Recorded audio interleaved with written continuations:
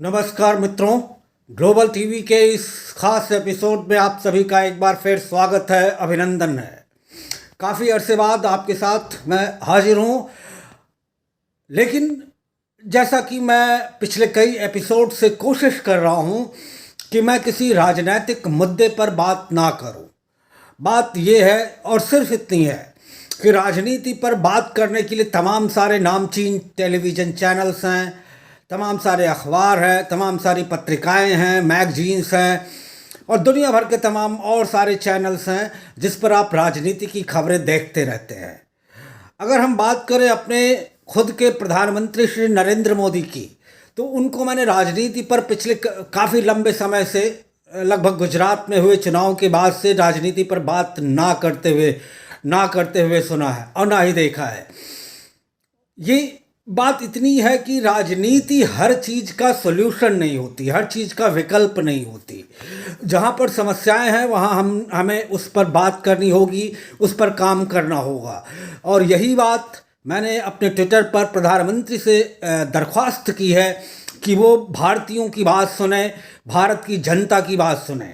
बात यह है कि जब 7-8 साल हो गए शासन करते हुए एक पार्टी को, तो जाहिर सी बात है कि कई सारी खामियां निकलती हैं।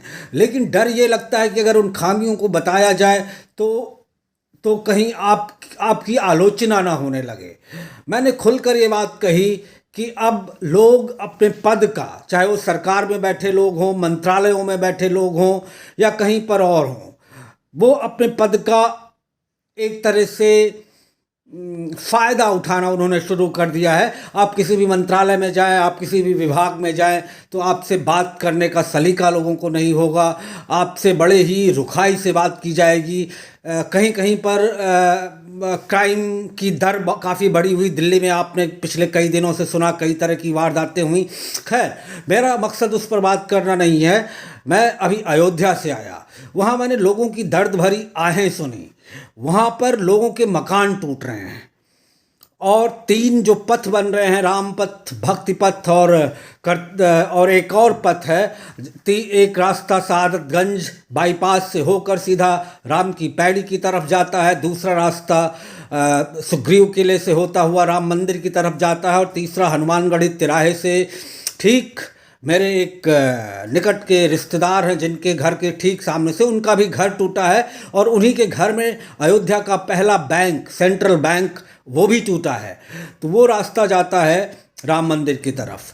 लोगों के काफ़ी घर टूटे हुए हैं, लोग मुआवजे को लेकर नाराज़ हैं, लोग अपने बसने को लेकर नाराज़ हैं और लोग यहाँ तक कह रहे हैं कि इतनी ठंड में अगर गर्मी में ये तोड़ फोड़ होती तो हम बाहर खुले में रह लेते, लेकिन ये ठंड में 4 से 5 डिग्री का टेम्परेचर इस समय अयोध्या में भी है, तो वो जाएं तो जाएं कहाँ। उनके घर टूट गए, आधे आधे घर किसी के टूटे हैं, किसी के पूरे एकदम टूट गए हैं, तो वो अपने परिवार को, छोटे छोटे बच्चों, महिलाओं, बुजुर्गों को लेकर कहाँ जाएं। तो मैं चाहता ये हूँ कि प्रधानमंत्री इस बात को सुने और मुख्यमंत्री योगी आदित्यनाथ भी इस बात को सुने, अयोध्या पर निगाह दौड़ाएं, जो भी काम करना हो जल्दी से जल्दी करें। अमित शाह जी ने एक उम्मीद की किरण जगाई है, उन्होंने कहा 1 जनवरी 2024 तक राम मंदिर का निर्माण हो जाएगा। ठीक बात है, विकास का काम हो जाए, एयरपोर्ट बन जाए, भगवान राम की 251 मीटर प्रतिमा बननी है वो बन जाए, सरयू नदी के किनारे किनारे गुप्तार घाट से श्रृंगी ऋषि के आश्रम तक जो जल क्रीड़ा स्पोर्ट, वाटर स्पोर्ट्स का बनना है वो बन जाए। जो मेरी अपनी खुद की 20-25 बीघे मेरे परिवार की, अगर मैं अपने बाबा पितामह पंडित राम कृपाल दुबे से शुरू करूं तो जो उनकी 25-30 बीघे ज़मीन गई है माझा एरिया में, शाहनवाजपुर माझा एरिया में, और जिसका मुआवजा दिया गया। हालांकि मुआवजे को लेकर भी लोग नाराज़ हैं, लेकिन जो भी गया है वहाँ पर सांस्कृतिक दूतावास बनने वो बन जाए। ये एक बात। दूसरी बात मैं आता हूँ कोरोना को लेकर। कोरोना की आहट एक बार फिर सुनाई देनी शुरू हो गई है। चीन में स्थिति भयावह है, ये यकीन मानिए। जिस भी सोर्स से मैं चीन और हांगकांग में गया, बात की है मैं वहाँ 3 बार लगातार 2016, 17, 18 में गया हूँ और जिस किसी से भी मैं बात कर रहा हूँ, जो भी मेरे मित्र बने थे उस दौरान वहाँ पर 20-25 लोग जिनसे भी मैं बात कर रहा हूँ, वो कह रहे स्थिति भयावह है। ये वहाँ की मीडिया नहीं बता रही, ये वहाँ का शासन नहीं बता रहा, लेकिन स्थिति नियंत्रण से बाहर है। और जैसा कि अनुमान है कि अगले 3-4 महीने में वहाँ 10 लाख मौतें हो सकती हैं, 25 करोड़ लोग प्रभावित हो सकते हैं, इन्फेक्टेड हो सकते हैं। ऐसे में बाकी देश बचें कैसे? क्योंकि ये और देशों में भी पांव पसार रहा है। BF.7 ये वेरिएंट, इसके अलावा और भी तमाम सारे वेरिएंट हैं। वो ये अंदाज़ा है, मैंने एक इंटरव्यू भी किया था, एक एपिडेमिक एक्सपर्ट हैं डॉक्टर यान हेल। उन्होंने कहा था कि एक कोरोना की या किसी भी एपिडेमिक की जो वायरस या बैक्टीरिया होता है उसकी एक साइकिल होती है 4 इयर्स की, या फंगस हो। और इस समय भारत में करीब 5 से 7 करोड़ लोग किसी न किसी इन्फेक्शन से जूझ रहे हैं। ये एक आंकड़ा है और ये सही आंकड़ा है। तो ऐसे में अगर BF.7 भी आ जाता है तो ये उम्मीद है कि 10 करोड़ की आबादी तो भारत में भी इन्फेक्शन से जूझ रही होगी आने वाले इस साल में। तो ऐसे में हम उसको कैसे नियंत्रित करें, ये अभी से सोचना पड़ेगा। और ये सभी कह रहे हैं कि आप मास्क, हाइजीन, सैनिटाइजर, 2 गज की दूरी, ये सब अभी से अपनाना शुरू कर दीजिए। फ्लाइट को कंट्रोल करना ज़रूरी है। अगर ये एक बात मान ली जाए कि उसको बैन नहीं किया जा सकता चाइना से और इन्फेक्टेड देशों से आने वाली फ़्लाइट्स को, तो नियंत्रण ज़रूर किया जाए, कम से कम फ़्लाइट रखी जाए और एयरपोर्ट्स पर बाकायदा जांच हो। ना सिर्फ एयरपोर्ट पे, अन्य सार्वजनिक स्थानों पर भी इसकी जांच होनी चाहिए, RT-PCR टेस्ट होने चाहिए, हाइजीन का ख्याल रखा जाना चाहिए। और लोगों को जो भी इससे इन्फेक्टेड निकलें उनको तुरंत आइसोलेट करके उनका इलाज किया जाना चाहिए।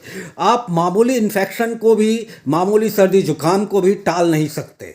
आप ये नहीं कह सकते कि ये मामूली है, ये गैर मामूली है, लेकिन आप किसी चीज़ को जनरलाइज करके बात नहीं कर सकते। आपको स्पेसिफिकली कोरोना पे बात करनी होगी, खुल के बात करनी होगी। और इसी चीज़ से चाइनीज रेजाइम जो है, जो चीन की सरकार है, वो बच रही है। वो खुल के बात नहीं करना चाहती, लेकिन जो डेटा वहाँ से लीक हो रहे हैं, जो WHO के पास रिपोर्ट आ रही है, जो वीकली रिपोर्ट उसकी आई है, सब जगह से चीन की भयावहता का अंदाजा मिल रहा है। वहाँ पर किस तरह मौतें हो रही हैं, लाखों की संख्या में लोग मारे जा चुके हैं कोरोना की वजह से, और करीब 10 लाख एडमिट हैं, 25 करोड़ लोग इन्फेक्टेड होंगे। तो ये सिर्फ चीन की बात नहीं है, ये धीरे धीरे और भी देशों में जाएगा और वहाँ पर भी इन चीज़ों से, कोरोना के BF.7 वेरिएंट से इसका इन्फेक्शन फैलेगा। ये सिर्फ America, South Korea, Japan, Germany और Indonesia, South East Asia, China तक नहीं रहेगा, ये और भी देशों में जाएगा। ऐसे में ज़रूरी है कि हम अभी से सावधान हो जाएं और नियंत्रण रखें अपने ऊपर, अपने परिवार को कंट्रोल में, हर तरह की बातों को फॉलो करें। भीड़ वाले स्थानों से बचें, सार्वजनिक स्थानों पर मास्क लगा कर जाएं।